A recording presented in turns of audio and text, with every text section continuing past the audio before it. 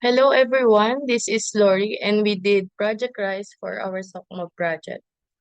As stated in the report above, Project Rise aspired to be the source of information of teenage mothers to chase their dreams and pursue education.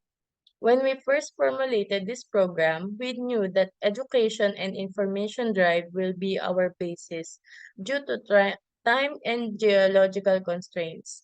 Hence, Project Rise was born. My main responsibilities are Facebook posting and content creation. Frankly, we do not have a clear task assignment because of our biggest challenges, time and location. We had a hard time meeting online, but I am grateful for my teammates because we assume tasks if someone said they are unable to. In Facebook posting, I use my past knowledge in social media handling in setting the right time to post in Facebook, which is 6 p.m.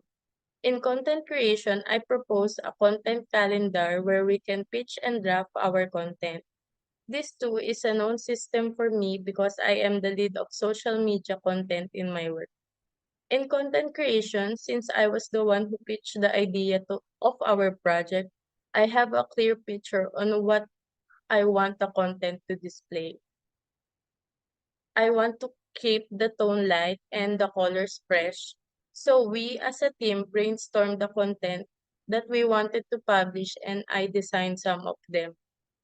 The layout of the first post or the introductory post of Project Rise is made by me. You can see that the layout is girly and feminine and I chose this type of layout to appeal to our target audience, the teenage moms.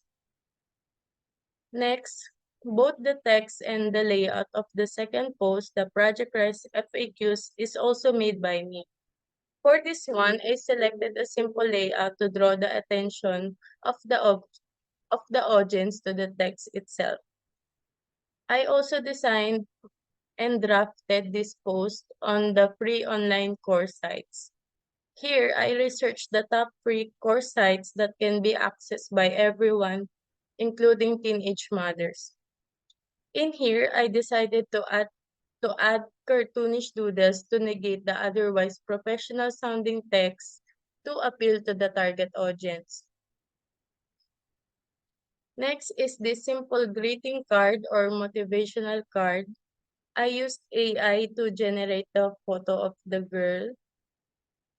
We also decided to feature UPOU model as a certification site.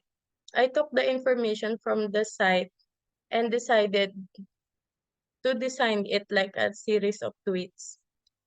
Last content that I designed is the FAQs of eTestDat. A groupmate did the drafting of the content and I just lay out it. Next, I want to discuss the changes and improvements that I would like to be implemented if we were to get a do-over on the project. I think we struggled so much because we were only three in the group. Before this project, I took the liberty to create the group chat, message our group mates, and initiate the project but to no avail.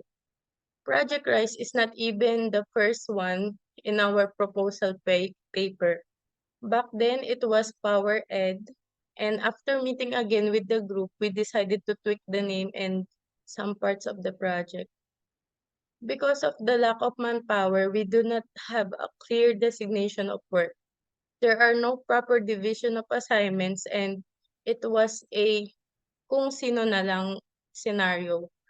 This is also the reason why we did not have a group leader or head of the project and we were quite lost. Next, if we have a longer timeline, we could have made the content more engaging through proper coordination with partners that we could tap.